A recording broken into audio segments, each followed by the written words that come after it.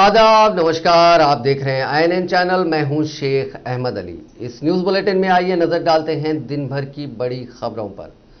Greater Hyderabad municipal corporation के mayor और deputy mayor के बिलवास्ता इंतखाब के सिलसिले में आज नोटिफिकेशन जारी हो गया।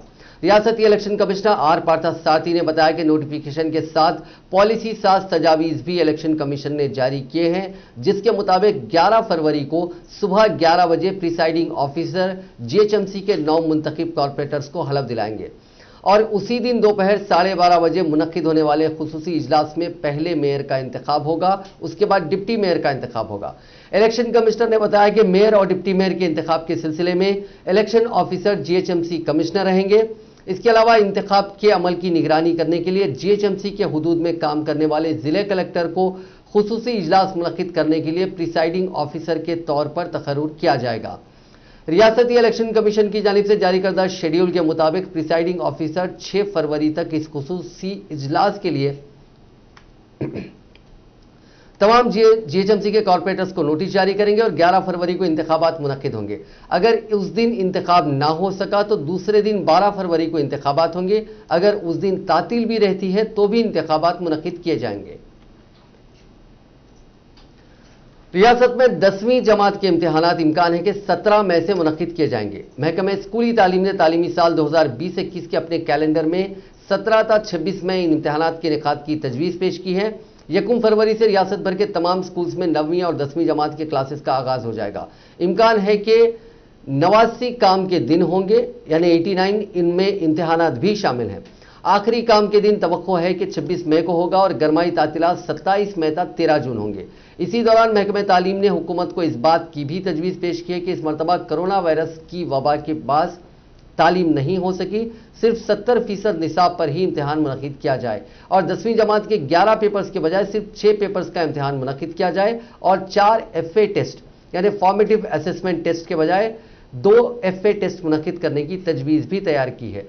बताया गया कि पहला FA टेस्ट 15 मार्च तक खत्म कर लेने का मंसूबा है, जबकि दूसरा FA टेस्ट 15 अप्रैल तक खत्म कर लेने का फैसला किया गया।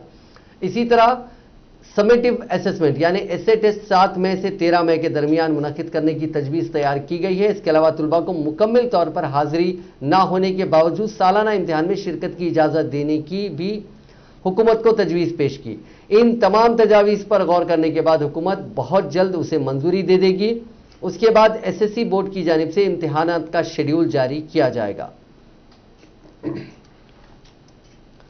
रियासती हाई कोर्ट ने आज खानगी स्कूलों की इंतजामिया को हिदायत दी है कि वो 1 फरवरी से खोले जाने वाले स्कूलों के बाद तुलबा से सिर्फ ट्यूशन फीस ही वसूल करें।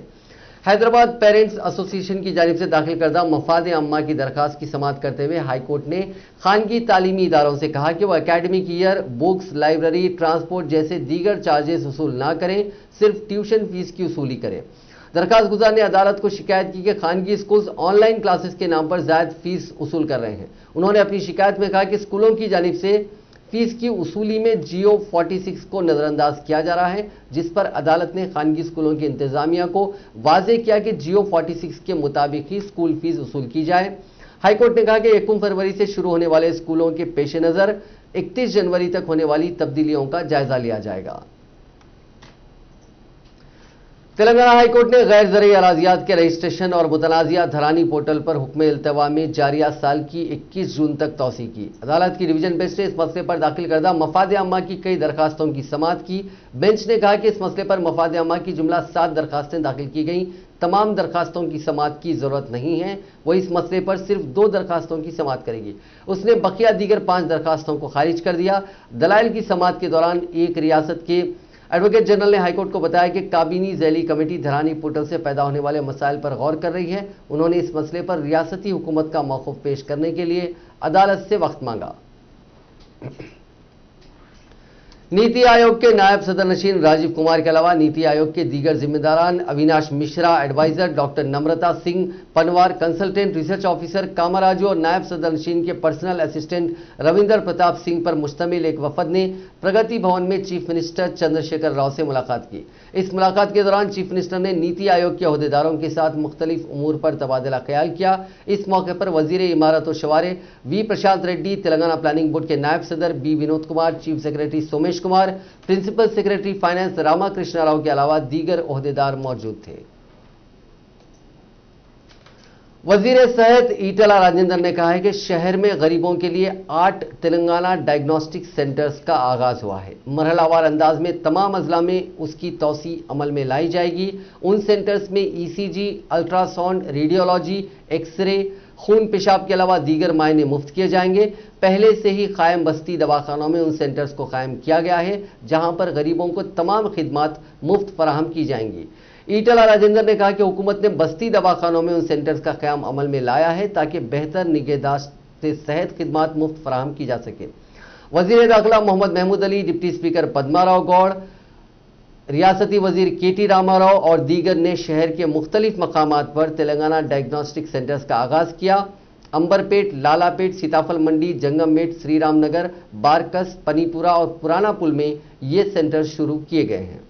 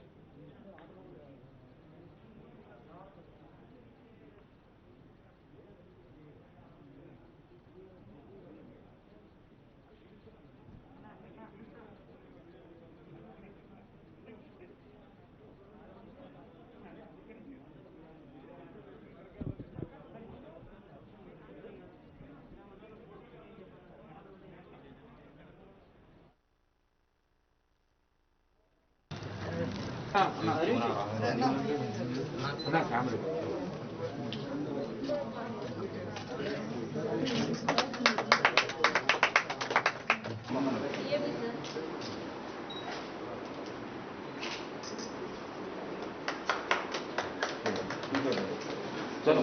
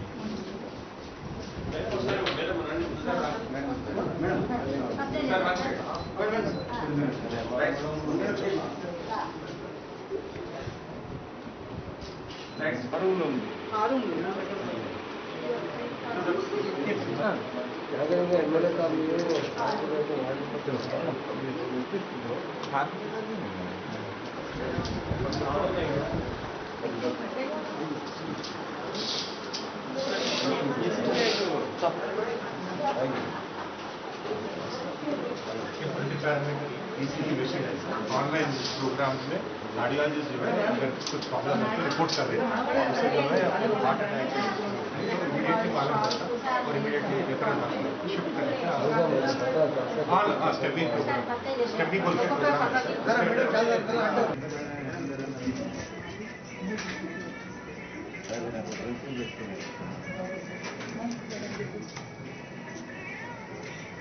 मैडम मैडम मैडम साइड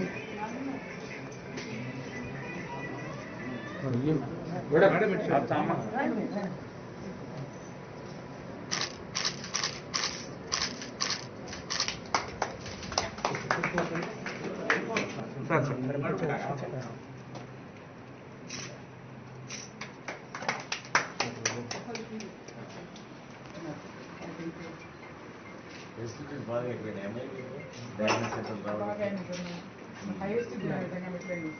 టెస్ట్లకు కూడా ఇక్కడ అనుసంధానం చేసుకున్నాను అవసరమైతే ఇక్కడ హైదరాబాద్ సందర్శించి చూసిన తర్వాత ఇక్కడ ఆంధ్ర చూస్తే వరంగల్ లాంటి ప్రాంతాలు కావచ్చు నిజామాబాద్ లాంటి ప్రాంతాలు కావచ్చు అవసరమైతే ఎక్స్పాండేషన్ చేసుకుంటాం. కానీ అక్కడే ఇప్పటికే ప్రతి జిల్లా హెడ్ క్వార్టర్లో కూడా ఇవాళ ఎక్కడ మెడికల్ కాలేజ్ ఉంది కాబట్టి దాని అనుబంధంగా ఉంది.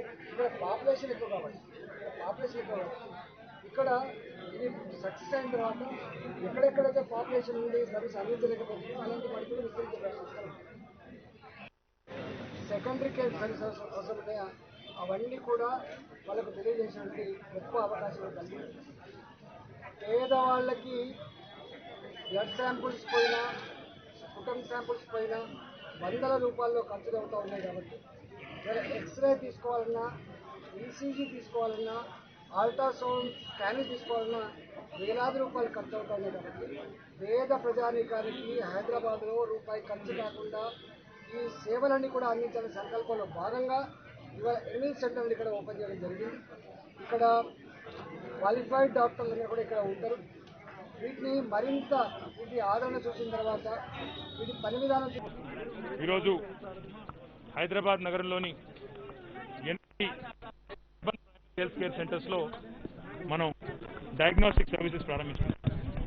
2 ఏళ్ల కిందట హబ్ అండ్ స్పోక్ మోడల్లో నారాయణగూడలోని ఐపీఎంలో ఒక హబ్ పెట్టుకుని తర్వాత చాలా ప్రైమరీ హెల్త్ కేర్ సెంటర్స్లో మనం ఈ పరీక్షలు ప్రారంభించుకోవడం జరిగింది.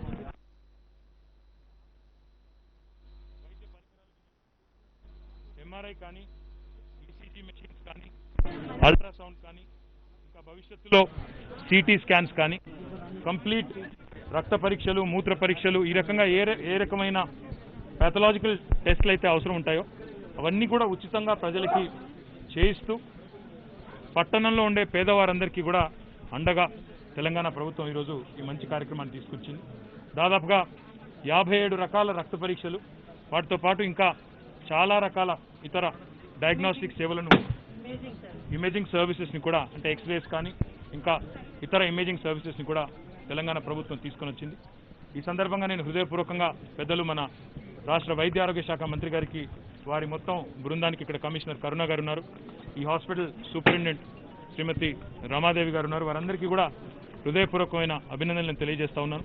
ముఖ్యంగా ఈ కరోనా సమయంలో విశేషమైన సేవ చేసిన వైద్య బృందానికి వైద్య సిబ్బందికి అందరికీ ధైర్యాన్ని ఇస్తూ ప్రజలందరినీ కూడా కాపాడుకుంటూ తాము శ్రమ से एक डिसीजन लिया कि माइनॉरिटी जो इकोनॉमिकल बैकवर्ड है उनको 10% रिजर्वेशन देंगे. तो वो क्योंकि इस वक्त तेलंगाना में ऑलरेडी 50% है, ये एग्जस्ट होकर 60 होगा, तो क्या पॉसिबल है? देखिए साहब, जो भी टाइम आएगा अभी सीएम साहब जो डिसीजन लिए, जो डिसीजन लेते हैं पॉसिबल रहा तो ही लेते, जो करेंगे जरूर करेंगे. सीएम साहब जो बोलते हैं वो ऑर्डर होता है डेफिनेट, अगर वो कोई वादा करे तो जरूर पूरा किया. नहीं, फिर माइनॉरिटीज और एसटीज के लिए 12% का रिजर्वेशन किए थे, मगर उस पर वो जरूर पार्लियामेंट में पास नहीं हुआ. हमारे पास जो हमारे पास था असेंबली में पास हुआ, काउंसिल में पास हुआ. हम उसके लिए सुधीर कमेटी कायम की गई, उसकी रिपोर्ट आ चुकी है. पार्लियामेंट में सीएम पीएम साहब के पास है, पीएम साहब जरूर उस पर एक्सरे है और जो है अल्ट्रासाउंड मशीन है, स्कैनिंग मशीन और डिजिटल ईसीजी मशीन है, मल्टी पैरामीटर ईसीजी मशीन है. तो 3 इक्विपमेंट यहाँ मुकर्रर करे सो है. सो इसमें जो है आवाम के लिए बहुत सहूलत रहता, क्योंकि आउट ऑफ पॉकेट एक्सपेंसेस गरीब आवाम जो है ये लैब टेस्टों के लिए नहीं तो अपने जो है एक्सरे के लिए स्कैनिंग के लिए दूर दूर भटक के पैसे बहुत खर्चा करते रहते, तो वो अवॉइड होता. और जुमला जो है अगर एक स्कैनिंग बाहर कराना 800 रुपये 1000 रुपये मांगते बाहर, यहाँ फ्री में होता. इसमें जो है यहाँ जो इक्विपमेंट है डिजिटल एक्सरे प्लांट लगाए बोले तो वो जो है ऑनलाइन यहाँ से जो एक्सरे लेते हैं उसको ऑनलाइन ट्रांसमिट इंटरनेट के सहूलत से हम लोग जो है सेंटर्स जो नारायणगुड़ा है उधर भेज देते. रेडियोलॉजिस्ट देख के जो है रिपोर्ट ऑनलाइन में यहाँ आ जाता, तो एक्सरे ले लेके डॉक्टर से ट्रीटमेंट भी करा ले सकते. तो इसका जो बेनिफिट है आवाम को बहुत होता. और स्कैनिंग मशीन भी अब रेडियोलॉजिस्ट के आके स्कैनिंग मशीन लेडी रेडियोलॉजिस्ट आके जो अपने प्रेग्नेंट मदर्स है उन लोगों को स्कैनिंग करने का और जो है स्कैनिंग करने के बाद में अप्रोप्रिएट ट्रीटमेंट गायनेकोलॉजिस्ट के ज़रिए से उनको हो जाता.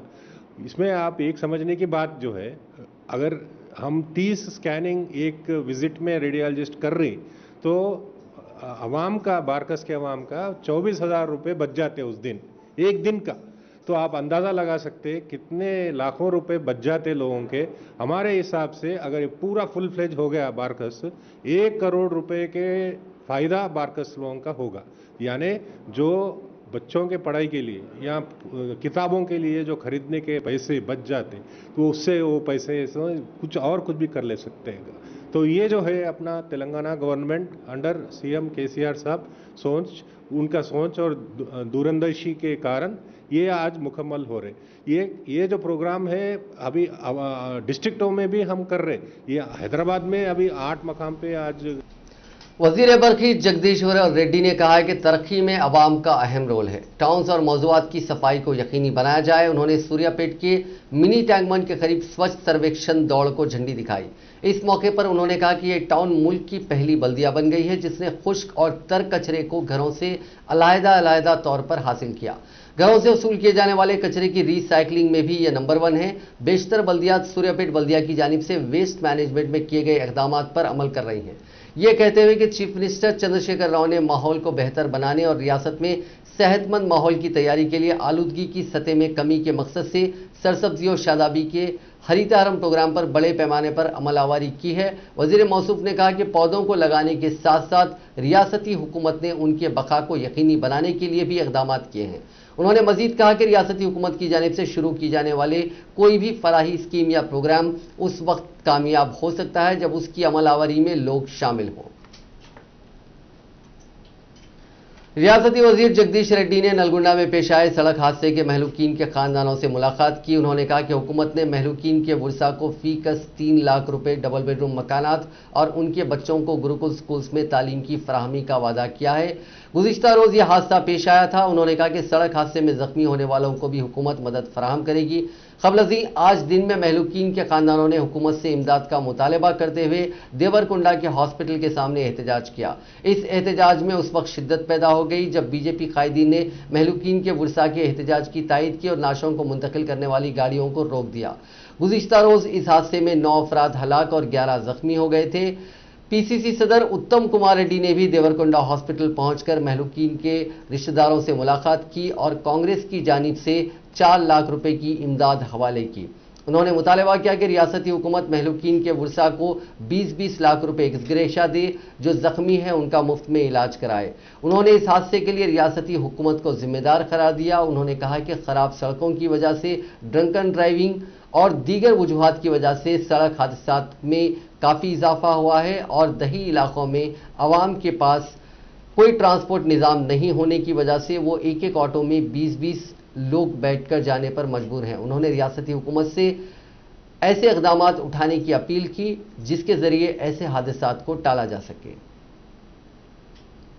जिले जलगांव के खिलेशपुर किले की बड़ी पैमाने पर तज़यीन नौ की जाएगी क्योंकि रियासती हुकूमत ने सरदार सरवाई पापन्ना गौड़ की जानिब से तामीर करदा इस किले की तरक्की और तज़यीन नौ के लिए 1 करोड़ 26 लाख रुपए मंजूर किए हैं। चीफ मिनिस्टर चंद्रशेखर राव की हिदायत के बाद वजीर सयाहत श्रीनिवास गौड़ ने यह कदम उठाया और अहकाम की नकल Telangana state Goud organisation JAC के नुमाइंदों को हवाले की।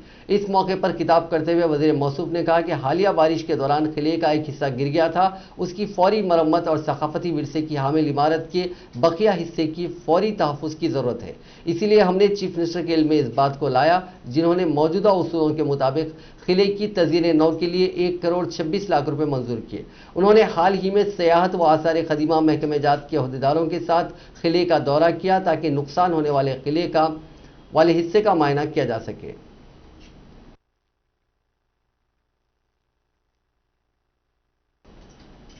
दुनिया भर में कोरोना वायरस से मुतासरीन की तादाद आज 9 करोड़ 82,40,359 हो गई है, जबकि इस मोजी वायरस से मरने वालों की तादाद आज 21 लाख के पार हो गई। हिंदुस्तान में कोविड-19 के मुतासरीन का आंकड़ा 1 करोड़ 6,25,428 हो गया है, जबकि 1,53,032 अफराद अब तक हलाक हो चुके हैं। तेलंगाना में मुतासरीन की तादाद 2,92,835 हो गई और 1,586 अफराद हलाक हो चुके हैं। तेलंगाना में पिछले 24 घंटों में 214 नए मामले सामने आए और 2 मरीजों की मौत हुई है। रियासत में फिलहाल 3,781 कोविड-19 मरीजों का इलाज चल रहा है। रियासती वजीर सत्यवती राठौर ने कहा है कि वबा के दौरान काम करने वाले सहाफियों को इस वबा से लड़ाई में पेश रहने वालों के तौर पर समझा जाना चाहिए। सत्यवती राठौर ने कहा कि वो चीफ मिनिस्टर पर जोर देंगी कि इस वबा से लड़ाई में पेश रहने वालों में सहाफियों को शामिल करते हुए दूसरे मरहले में उन्हें टीके दिए जाएं। उन्होंने महबूबाबाद में TUWJ की डायरी की रस्म इजरा अंजाम दी और सहाफियों की खिदमत की सताइश की। उन्होंने सहाफियों के लिए इम्काना प्लॉट्स की फराहमी और डबल बेडरूम मकानात की तामीर के लिए माली मदद फराहम करने की भी यकीन दहानी करवाई। उन्होंने कहा कि जिले में 5 एकड़ सरकारी अराजी है जिसमें ज्यादातर पर कब्जे कर लिए गए हैं और लोगों ने यहां तक कि अराजियात को फरोख्त भी किया। हुकूमत इस अराजी का सर्वे कर रही है ताकि कब्जों के बारे में मालूमात हासिल हो सके। उन्होंने सहाफियों से ख्वाहिश की कि वो अपने मसाइल के सिलसिले में उनसे रुजू हों।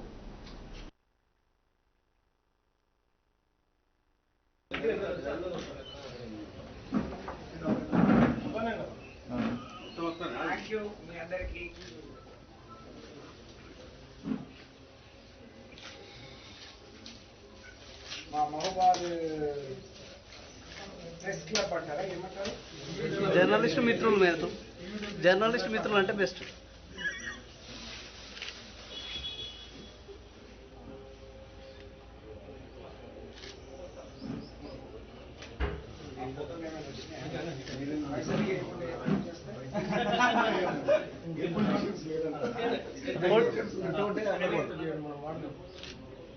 నాకు తెలుసు కదా, అందుకనే వీడియోలో చూస్తున్నా. అన్న ఓకే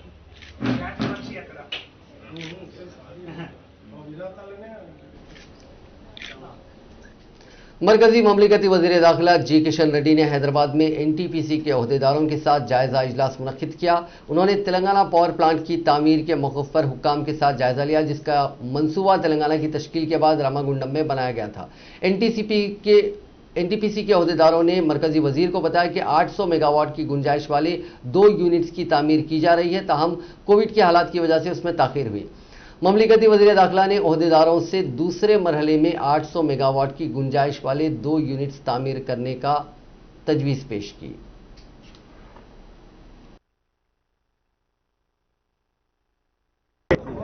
దివ్యాంగులు ఉన్నారో ఎవరైతే సీనియర్ సిటిజన్స్ ఉన్నారో వాళ్ళకి కావాల్సినటువంటి పరికరాలు అది వీల్ చైర్స్ కానీ ట్రై సైకిల్స్ కానీ హియరింగ్ ఎయిడ్స్ కానీ లేకపోతే చేతికర్రలు కానీ చంకకర్రలు కానీ బ్లాండ్స్ అందులోకి సంబంధించినటువంటి వస్తువులు కానీ ఇవ్వాలని నరేంద్ర మోడీ గారి ప్రభుత్వము నిర్ణయించింది. సికింద్రాబాద్ పార్లమెంట్ కాన్స్టిట్యున్సీలో ఆ రకంగా ఎంతమంది ఉన్నప్పటికీ కూడా అందరికీ ప్రతి ఒక్క సీనియర్ సిటిజన్కు ప్రతి ఒక్క దివ్యాంగుని కూడా కావాల్సినటువంటి ఎక్విప్మెంట్స్ ఇచ్చేటువంటి కార్యక్రమం కూడా ఫిబ్రవరి మొదటి వారంలో అన్ని అసెంబ్లీలో 7 అసెంబ్లీలలో కూడా మరి శిబిరాలు నిర్వహించి అలాంటి వాళ్ళందరినీ పిలిచి వాళ్ళకి కావాల్సినటువంటి సైజులు తీసుకొని ఆ రకంగా సీనియర్ సిటిజన్స్ దివ్యాంగులకు ఇచ్చేటువంటి కార్యక్రమాన్ని కూడా నరేంద్ర మోడీ గారి ప్రభుత్వం శ్రీకారం చుట్టింది. అది ఫిబ్రవరి మొదటి వారంలో అన్ని అసెంబ్లీల వారీగా మరి బస్తీల వారీగా క్యాంపులు నిర్వహించి సీనియర్ సిటిజన్స్కు వికలాంగులకు వారి పరికరాలు అందించేటువంటి तेलंगाना कांग्रेस कमेटी ने ग्रेजुएट काउंसिल इंतखाबात के लिए उम्मीदवारों के इंतखाबात के लिए 7 रुकनी कमेटी तश्कील दी है। इस कमेटी की सदारत जीवन रेड्डी करेंगे। उसके अरकान सदर PCC उत्तम कुमार रेड्डी, कारगुजार सदर रेवंत रेड्डी, पोन्नम प्रभाकर, कुसुम कुमार, अजहरुद्दीन और फ्लोर लीडर भट्टी विक्रमार्का होंगे। जीवन रेड्डी की कमेटी 2 ग्रेजुएट काउंसिल हल्के के उम्मीदवारों का जायजा लेगी और तजवीज़शुदा नामों को आला कमान को पेश करेगी। कमेटी की सिफारिश की बुनियाद पर आला कमान उम्मीदवारों से मुतालिक ख़तई फैसला करेंगे।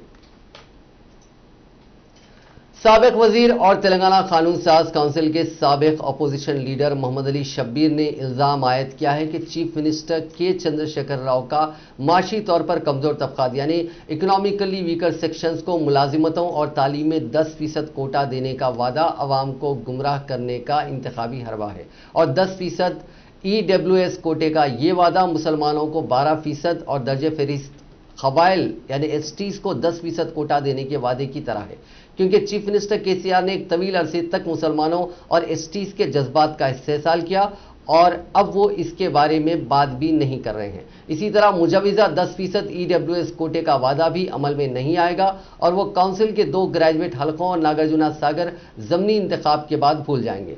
एक सहाफती बयान में मोहम्मद अली शब्बीर ने यह बात बताई। शब्बीर अली ने याद दहानी कराई कि चीफ मिनिस्टर केसीआर ने अप्रैल 2014 में वादा किया था कि वह इख्तियार में आने के बाद 4 माह के अंदर 12% मुस्लिम तहफ़्फ़ुज़ात पर अमल करके दिखाएंगे। केसीआर ने 3 साल तक कुछ नहीं किया और काफी इंतजार के बाद कानून साज असेंबली और काउंसिल में एक नाक़िस बिल 16 अप्रैल 2017 को मंजूर किया गया और इस नए कानून को नाफिज करने के बजाय उसे मरकज को मंजूरी के लिए भेजा गया। उन्होंने कहा कि मरकजी हुकूमत ने तेलंगाना हुकूमत को 3 से ज्यादा सर्कुलर भेजे इस बात की वजाहत करने के लिए कि मुस्लिम कोटे को 4% से बढ़ाकर 12% और एसटी कोटे को 6% से बढ़ाकर 10% क्यों किया गया। ताहम रियासती हुकूमत ने उन नोटिसों का जवाब तक नहीं दिया। मोहम्मद अली शब्बीर ने कहा कि केसीआर एक आदी झूठे बन गए हैं। अगर उन्हें इंतखाबात में कामयाबी हासिल करना है तो वो चांद और तारों का भी वादा कर सकते हैं। कांग्रेस लीडर ने कहा कि कांग्रेस पार्टी ने 2004 के इंतखाबात में अपने इंतखाबी मंशूर में मुसलमानों को 5% रिजर्वेशन देने का वादा किया था और इख्तियार में आने के सिर्फ 58 दिन में उस पर अमल दरामद किया था। उन्होंने कहा कि हाईकोर्ट की हिदायत पर 5% को कम करके 4% कर दिया गया और उन तहफ़्फ़ुज़ात को तकरीबन 15 सालों से नाफिज किया जा रहा है। ऑल इंडिया कांग्रेस कमेटी के तर्जुमान डॉक्टर दासाजू श्रावण ने आज chairman national commission for backward classes हुकूमत हिंद डॉक्टर भगवान लाल साहनी को एक याददाश्त पेश करके अपील की कि यूनिवर्सिटीज़ में एफ्लू यूनिवर्सिटी में मखलूआ जायदादों में ओबीसी के कोटे में तकर्रुरात को रूबे अमल लाने के लिए वाइस चांसलर को हिदायत दें। एक तरफ बैकवर्ड क्लासेस से ताल्लुक रखने वाले शख्स वज़ीर आज़म है तो दूसरी तरफ ओबीसी कोटे में इज्तनाब किया जा रहा है और जानबूझकर हिंदुस्तानी दस्तूर की पामाली करते हुए ओबीसी की जायदादों को खाली रखा जा रहा है। दासाजू श्रावण ने कहा कि कमीशन के चेयरमैन ने उनकी बातों पर गौर करने का तयक़ुन दिया।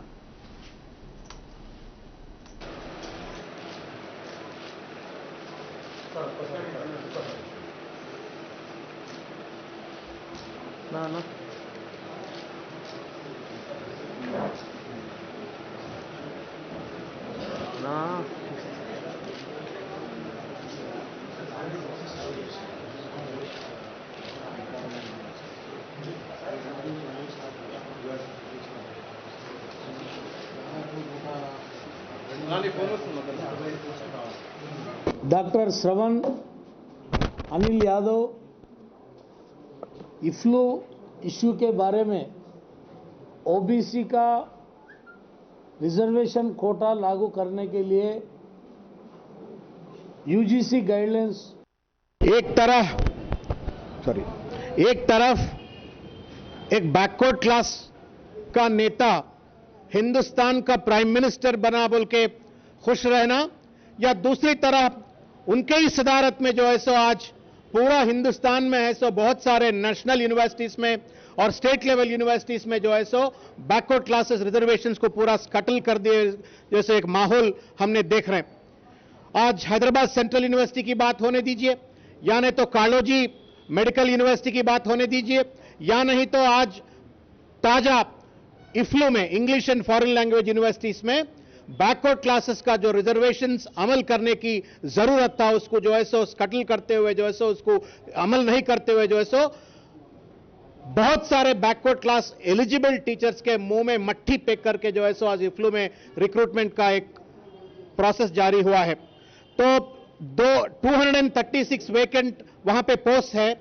27% बीसी रिजर्वेशन वहां पे अगर अमल किया जाए तो 64 पोजीशंस जो है सो सीधा बीसी को जाना चाहिए।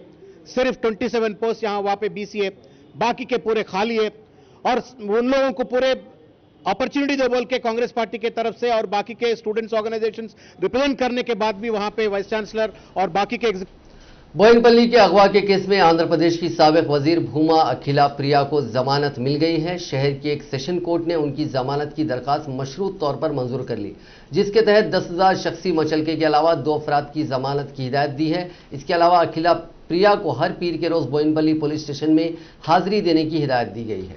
उन्हें बगैर इजाजत हैदराबाद छोड़कर ना जाने की भी हिदायत दी गई है। हफीजपेट में एक अराजी के मामले में बोयनपल्ली से 3 अफराद के अगवा करने के मामले में अखिला प्रिया को मुलजिम नंबर 1 बनाया गया था।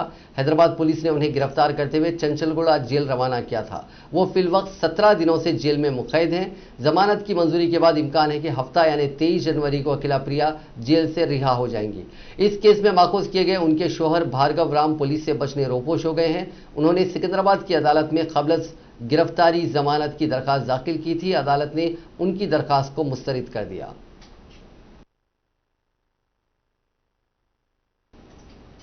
नाज़रीन, इस न्यूज़ बुलेटिन में बस इतना ही। देखते रहिए INN चैनल।